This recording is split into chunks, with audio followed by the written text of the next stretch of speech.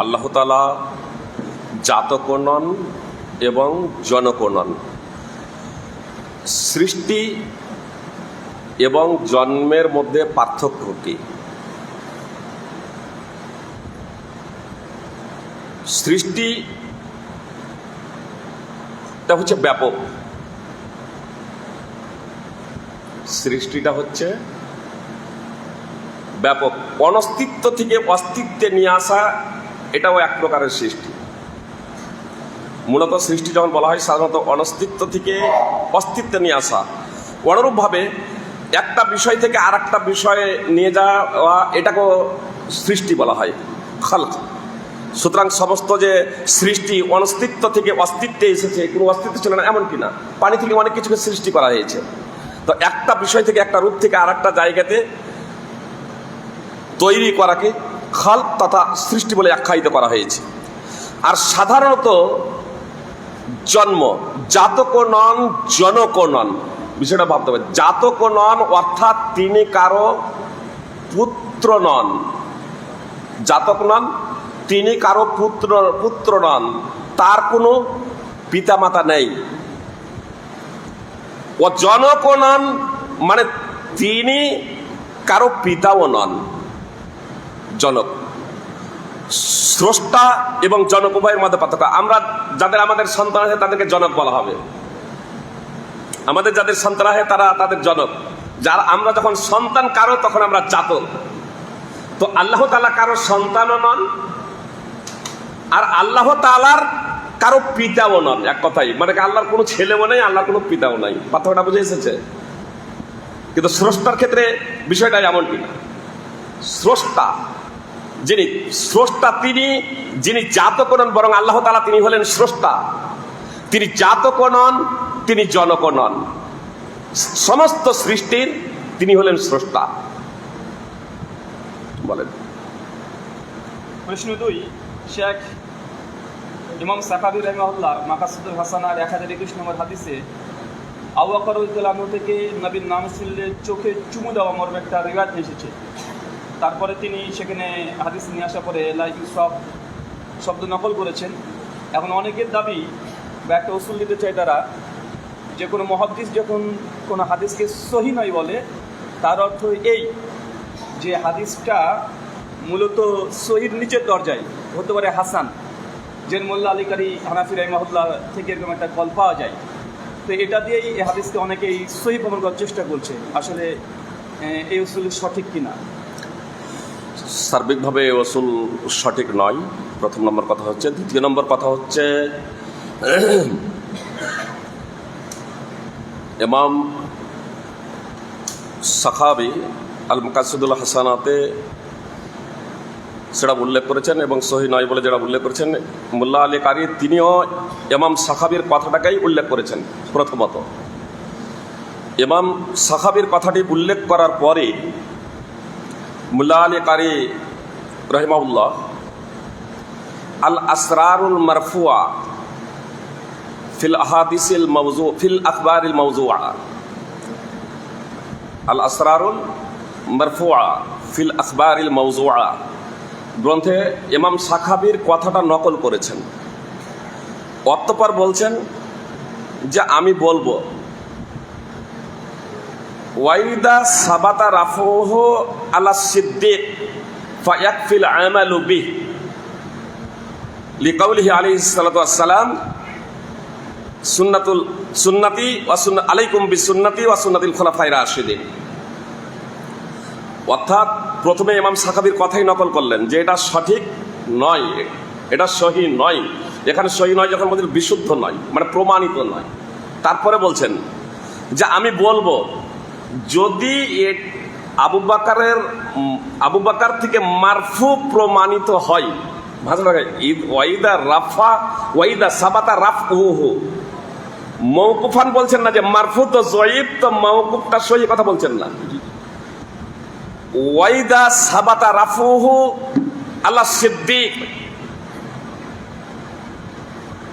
ফায়াকফিল আমালু বিহ, যদি প্রমাণিত হয় আবু বকর সিদ্দিক থেকে মারফু প্রথমে উল্লেখ করে দিলেন যে এটা সহি নয়, তারপরে বলছেন যদি প্রমাণিত হয় তাহলে দলিল হিসাবে তার যথেষ্ট,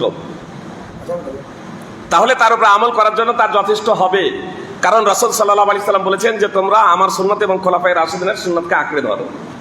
এখানে একটা বিষয় যে কেউ যদি বলেন আসলে মারফু, এখানে আসলে মাওকুফ হতো, মানে মারফুটা তো সহি নয় কিন্তু মাওকুফ হিসেবে সহি, কেউ যদি বলতে যদি চাই যে এটা একটু এই ধরেছে, তাহলেও এর তাৎপর্য হবে এটাই যে যদি প্রমাণিত হয় কোন বিষয়, যদি প্রমাণিত হয়, যেমন ইমাম আবু হানিফা, ইমাম শাফি, ইমাম মালিক, আহমদ ইবনে হাম্বল রাতুল মুতারেই উল্লেখ করা হয়েছে বিভিন্ন মাসলা মাসাইলের ক্ষেত্রে। তারপরে উল্লেখ করছেন ইদা সাহাল হাদিস ফাহুয়া মাযহাবি, যদি হাদিস সহি হয় তাহলে সেটা হবে আমার মাযহাব। তো যদি প্রমাণিত হয়, তো যখন প্রমাণিত নয় আগে উল্লেখ করে দেন কিন্তু প্রমাণিত নয়, বুঝতে পেরেছেন, আগেই উল্লেখ করে দিয়েছেন। আর আগে গিয়ে তিনি লিখছেন ওয়াকিলা, আর বলা হয়েছে লা ইউফআলু ওয়ালা ইউনহা, করাও হবে না, নিষেধ করা যাবে না।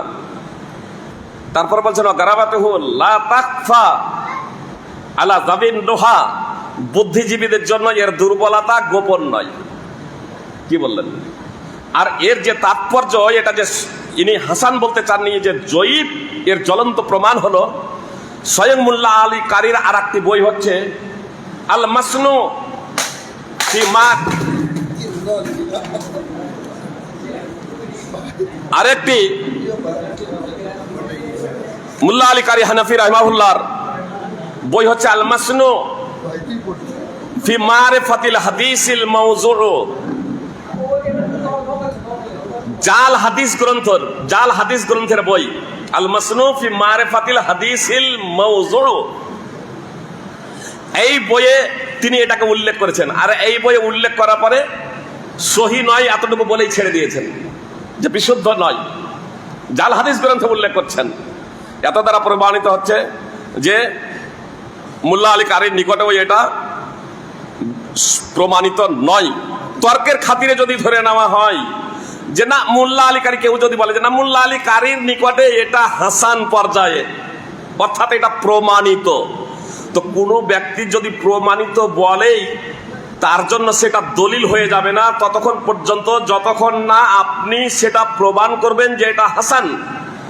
ইনি তো ইমাম দাইলামির ফেরদাউস থেকে নকল করেছেন, আর ইমাম দাইলামি সনাদবিহীন ভাবে উল্লেখ করেছেন, কোন সনাদি উল্লেখ করেননি ফেরদাউসে, শুধু সাহাবীর নাম উল্লেখ করেছেন, তারপরে কোন সনাদ বর্ণনা করেননি। যেমন ইমাম বুখারী, ইমাম মুসলিম, ইমাম আবু দাউদ, ইমাম তিরমিজি, ইমাম নাসাই, ইমাম ইবনে মাজাহ হাদিস বর্ণনা করতে গিয়ে নিজের ওস্তাদ, তার ওস্তাদ, শিক্ষক পরপর ধারাবাহিকভাবে পরম্পরাগত যে চেন সিস্টেম যে বর্ণনা উল্লেখ করেছেন, চেন সিস্টেম বর্ণনা উল্লেখ করতে গিয়েও যদি একজন বর্ণনাকারী যদি বিচ্ছিন্ন থাকে তাহলেই সেটা গ্রহণযোগ্য নয়, বিশুদ্ধ প্রমাণিত হওয়ার জন্য, হাসান প্রমাণিত হওয়ার জন্য তা যথেষ্ট নয়।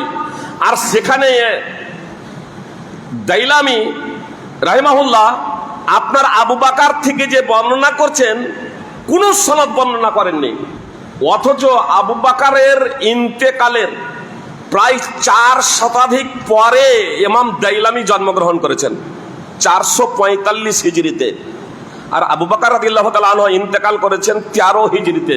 কেউ যদি বলে এটা প্রমাণিত, 400 বছরের মধ্যে তুমি সনদ তো প্রথমে পেশ করো, সনদটা তো পেশ করো। এজন্য আল মাকাসিদুল হাসানাতে ইমাম শাকাফি যেখানে বলছেন প্রমাণিত নয়, তার মুহাক্কিক গবেষক মুহাম্মদ উসমান তিনি তার শেষে গিয়ে বলছেন যে এগুলো হচ্ছে বানামাট এবং ভিত্তিহীন।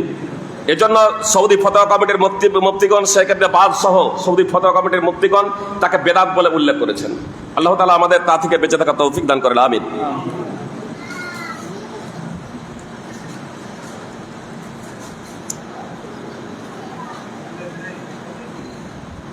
দ্বিতীয় প্রশ্ন, শেখ বর্তমান পরিস্থিতিতে জান্নাত যাওয়ার উপায় কি? ইমানকে কিভাবে বাঁচাবো? একজন মুসল্লির প্রশ্ন।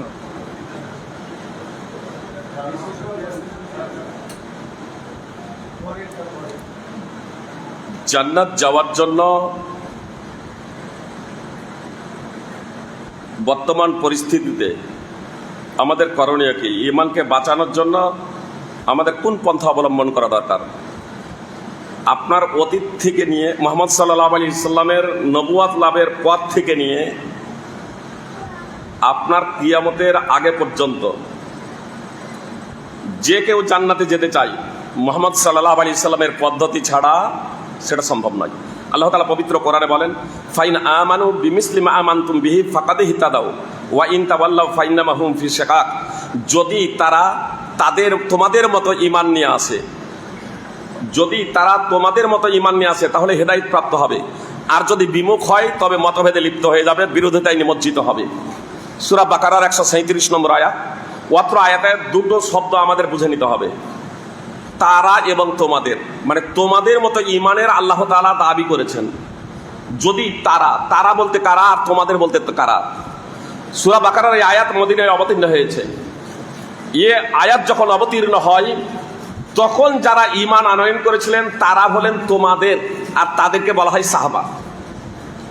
তাদেরকে বলা হয় সাহাবা। আর তারা বলতে তখন পর্যন্ত যারা ঈমান আনয়ন করেনি। আর এটাকে যদি সম্প্রসারিত করি বা এক কথাই বোঝার প্রচেষ্টা করব মনে করি, তাহলে যারা ওয়াসাহাবা, সেই সময় যারা ইহুদি খ্রিস্টান ছিল, মুশরিক ছিল, তারা থেকে নিয়ে অদ্যাবধি যারা মুসলমান, এমনকি তাবেঈ তাবা তাবেঈ, তারাও হলেন তারা। তার কারণ তাদেরও ছিল না, তারাও হলেন তারাও তখন ইমানদার ছিলেন না। তো এই তারা অর্থাৎ যারা সাহাবী নয়, তারা হিদায়াত প্রাপ্ত কখন হবে? আল্লাহ বললেন যদি তোমাদের মতো ঈমান আনে, অর্থাৎ সাহাবাদের মতো। অতএব সাহাবায়ে ইকরামদের ঈমান হলো মিজান, সাহাবায়ে ইকরামদের ঈমান হলো মানদণ্ড। সাহাবায়ে ইকরাম রাদিয়াল্লাহু তাআলা আনহুমদের মতো ঈমান যদি আমরা নিয়ে আসতে পারি তাহলে ইনশাআল্লাহ আমরা হেদায়েত প্রাপ্ত হয়ে যাব। এই কথা আল্লাহ তাআলা পবিত্র কোরআনে স্পষ্টভাবে বলেছেন। যেহেতু অনেক প্রশ্ন আছে, এই জন্য বিস্তারিত ব্যাখ্যা বিশ্লেষণে যাচ্ছি না, শুধু আপাতত আপনাদের এখানে একটা কথা বলে দিই, কথা খুব মনোযোগ দিয়ে শুনুন। আল্লাহ হেদায়েত পাওয়ার জন্য বললেন যে সাহাবাদের মতো ঈমান। জি, সাহাবায়ে কেরাম রাদিয়াল্লাহু তাআলা আনহুম কিভাবে ঈমান নিয়ে এসেছিলেন? তারা তাদের মধ্যে একজনও কি কেউ এ কথা বলেছেন শুধু কোরআন আমাদের জন্য যথেষ্ট? একজন সাহাবা থেকেও প্রমাণিত নেই যে শুধু কোরআন আমাদের জন্য যথেষ্ট, হাদিস আমাদের জন্য যথেষ্ট নেই, হাদিস মানব না। তারা কোরআন এবং হাদিস এই দুটোই, এমনকি কোন তাবেঈ থেকে, তাবা তাবেঈ থেকে, কোন ইমাম থেকেও, কোন সালাফ থেকে এটা প্রমাণিত নেই যে আমরা শুধু কোরআন মানব, হাদিস মানব না। এত দ্বারা স্পষ্ট হয়ে গেল যে যারা সাহাবা, তাবেঈন, তাবা তাবেঈনদের পথকে ছেড়ে দিয়ে অন্য পথে ধাবিত হবে তারা জাহান্নামে যাবে, তারা পথভ্রষ্ট। এই কথা আল্লাহ তাআলা পবিত্র কোরআনে স্পষ্টভাবে উল্লেখ করেছেন সূরা নিসার 115 নম্বর আয়াতে। ওয়া মান ইয়াশাকিক রাসূলা মিন বা'দি মা তাবাyyana লাহুল হুদা ওয়া ইয়াত্তাবি গায়রা সাবিলিল মুমিনিনা নুওয়াল্লিহি মা তাওয়াল্লা ওয়া নুসলিহি জাহান্নামা ওয়া সাআত মাসীরা। যে কেউ রাসূল সাল্লাল্লাহু আলাইহি সাল্লামের বিরুদ্ধাচরণ করবে সুস্পষ্ট হিদায়াতের পরে, তারপরে আল্লাহ তাআলা বলছেন ওয়া গায়রা সাবিলিল মুমিনিন, এবং মুমিনদের পথকে ছেড়ে দিয়ে অন্য পথে ধাবিত হবে। আল্লাহ বলছেন আমি তাদেরকে সেই দিকেই ধাবমান করব এবং জাহান্নামে নিক্ষেপ করবো, তা কতই না নিকৃষ্ট স্থান। তো সাহাবাদের পথের কথা আল্লাহ তাআলা স্পষ্টভাবে উল্লেখ করলেন। মুমিন বলতে সমস্ত মুসলমানের ঐক্যমতেই তারা হলেন সাহাবা ইকরাম রাদিয়াল্লাহু তাআলা আনহুম। তার কারণে কোরআন যখন অবতীর্ণ হয় তখন সাহাবা ইকরাম রাদিয়াল্লাহু তাআলা আনহুম মুসলমান ছিলেন, তারা ঈমানদার ছিলেন, এজন্য মুমিন ছিলেন, এজন্য এক নম্বরে তারাই এর দ্বারা উদ্দেশ্য। তাই সাহাবা ইকরাম রাদিয়াল্লাহু তাআলা আনহুমদের পথকে ছেড়ে দিয়ে সাহাবাদের মধ্যে একজনকেও পাওয়া যাবে না যিনি এই কথা বলেছেন শুধু কোরআন মানবো, হাদিস মানবো না। অতএব এটা হচ্ছে আজকের নতুন কথা, পথভ্রষ্ট। এখানে একটা বিষয় খুবই গুরুত্বপূর্ণ পয়েন্ট, অনেকে এই পয়েন্টটা অবশ্য আলোচনা করেন না, সুবিধার্থে উল্লেখ করে দিই। কিছু যেমন কিছু শিয়ারা আবু বকরকে এবং উমারকে, অনেক শিয়া, সমস্ত শিয়া নয়, রাফেজি শিয়া, এরা কাফের মনে করে। কাফের মনে করে কেন? যে আল্লাহ তাআলা ওয়াসিয়ত করেছেন যে সন্তান সন্ততিদেরকে মিরাসের জন্য কিভাবে মিরাস বন্টন হবে, কিভাবে মিরাস বন্টন হবে তার জন্য আল্লাহ তাআলা পবিত্র কোরআনে আয়াত অবতীর্ণ করেছেন। অথচ রাসূল সাল্লাল্লাহু আলাইহি সাল্লামের মিরাস আবু বকর ফাতেমাকে দেননি, আবু বকর উমর ফাতেমাকে দেননি আল্লাহ রাসূল সাল্লাল্লাহু আলাইহি সাল্লামের মিরাস উত্তরাধিকার। অবশ্যই এতটুকু জেনে রাখেন যে মিরাজ যে দেননি তো এটা হাদিসের কারণে, রাসূল সাল্লাল্লাহু আলাইহি সাল্লামের বাণীর কারণে। কোরআনের ব্যাখ্যা হচ্ছে হাদিস।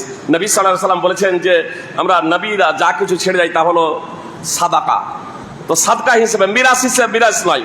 আপনাদের শুধু এতটুকু এখানে একটা পয়েন্ট বলার জন্য এই কথাটা নিয়ে এলাম। কেউ শিয়ারা এই জন্য আবু বকর এবং উমরকে কাফের মনে করেন, সুপ্রিয় ভাই এবং বোন, তারা আলী রাদিয়াল্লাহু তাআলা আনহুকে তো ইমাম বলে, তারা সাহাবী বলে, আল্লাহ রাসূলের খাস সহচর বলে তারা উল্লেখ করে থাকে। তো চতুর্থ খলিফা হচ্ছেন আলী রাদিয়াল্লাহু তাআলা আনহু। ন্যায় এবং ইনসাফকারী বাদশাহ শাসকের নীতি কি হলো? হকদারকে হক দিয়ে দেওয়া। তো আলী রাদিয়াল্লাহু তাআলা আনহু তো খলিফা হয়েছিলেন, যে আলী রাদিয়াল্লাহু তাআলা আনহু খলিফা হয়েছিলেন। তো ফাতেমা রাদিয়াল্লাহু তাআলা আনহার যে সন্তান সন্ততি যে ছিলেন তারাকে কি তার মিরাস দিয়েছিলেন খলিফা হওয়ার পরে? বা রাসূল সাল্লাল্লাহু আলাইহি সাল্লামের মিরাস, রাসূল সাল্লাল্লাহু আলাইহি সাল্লামের যে আর উত্তরাধিকার ছিলেন তাদেরকে কি দিয়েছিলেন? যারা সেই সময় যারা বেঁচে ছিলেন কাউকে কেন দেননি?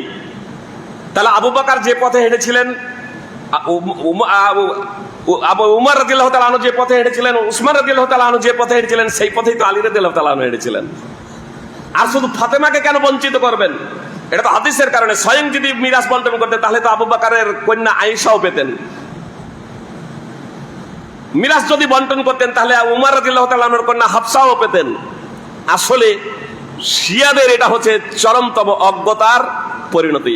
ফল কথা, আমরা যদি হক পেতে চাই, আমরা যদি হেদায়েত প্রাপ্ত থাকতে চাই, হেদায়েতের পথে চলতে চাই, তাহলে আমাদেরকে কোরআন এবং সুন্নাহ এই দুটোকে অবশ্যই ফলো করতে হবে। এই দুটোকে আমাদের অবশ্যই মেনে চলতে হবে। এবং যারা সহিহ আকীদার, যারা দ্বীনের পথের পথিক আহ্বায়ক, কোরআন এবং হাদিসের পণ্ডিত, তাদের কাছ থেকে আমাদের ফতোয়া নিতে হবে। কোরআন এবং হাদিস আমাদের অধ্যয়ন করতে হবে এবং সেই পথে চলতে হবে। ইনশাআল্লাহ আমরা সৎ পথের পথিক হিসেবে আল্লাহ তাআলার সন্তুষ্টি অর্জনে ধন্য হব। জাযাকাল্লাহু খাইরান। শেখ তাকদীর কেন্দ্রিক একটা প্রশ্ন। সুনান আবু দাউদের 4703 নম্বর হাদিস, আল্লাহ নবী আলাইহিস সালাম তিনি বলছেন, মহান আল্লাহ যখন কোনো বান্দাকে জান্নাতের জন্য সৃষ্টি করেন তখন তার দ্বারা জান্নাতবাসীদের কাজী করিয়ে নেন। শেষে সে জান্নাতীদের কাজ করে মারা যায় আর আল্লাহ তাআলা এর বিনিময় থেকে জান্নাত দেন। ঠিক একইভাবে আল্লাহ যেই বান্দাকে জাহান্নামের জন্য সৃষ্টি করেন তখন তার দ্বারা জাহান্নামীদের কাজই করিয়ে নেন। তো প্রশ্ন হচ্ছে এটা যে আল্লাহ সুবহানাহু ওয়া তাআলা তিনি নিজেই জান্নাতি ও জাহান্নামী কাজ করিয়ে নেন, তাহলে এখানে ব্যক্তি স্বাধীনতা বা ইচ্ছে শক্তি মানুষের আছে কি নেই?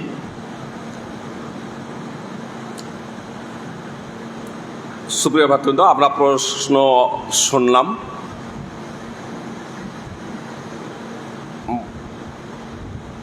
তাকদীর আসলে হচ্ছে দুই প্রকারের।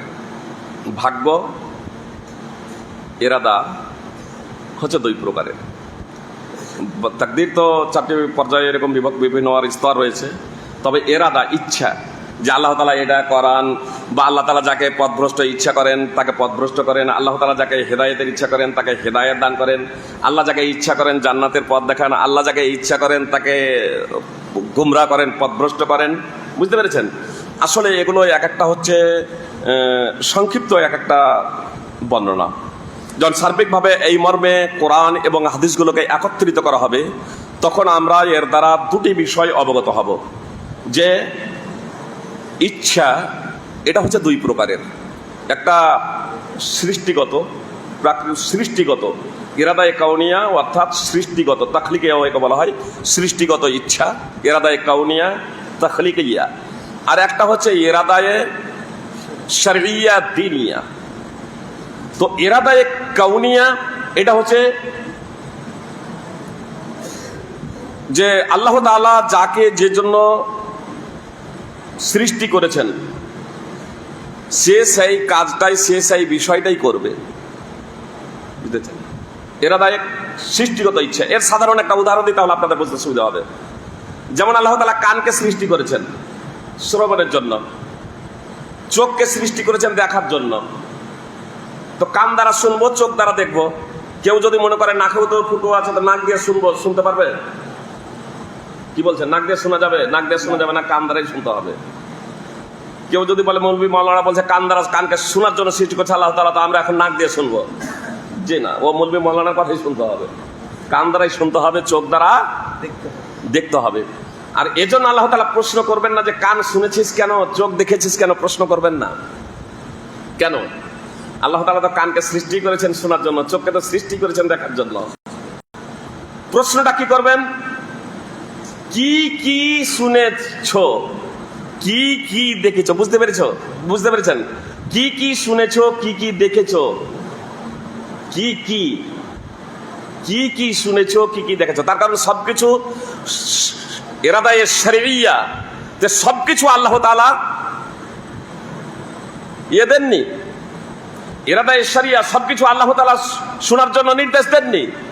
যা আল্লাহ তাআলা পছন্দ করেন, শরঈয়া দ্বীনিয়া, যা আল্লাহ পছন্দ করেন, যেটা আল্লাহ তাআলার নিকটে প্রিয়, পছন্দনীয়, এই পছন্দনীয় কাজটা হতে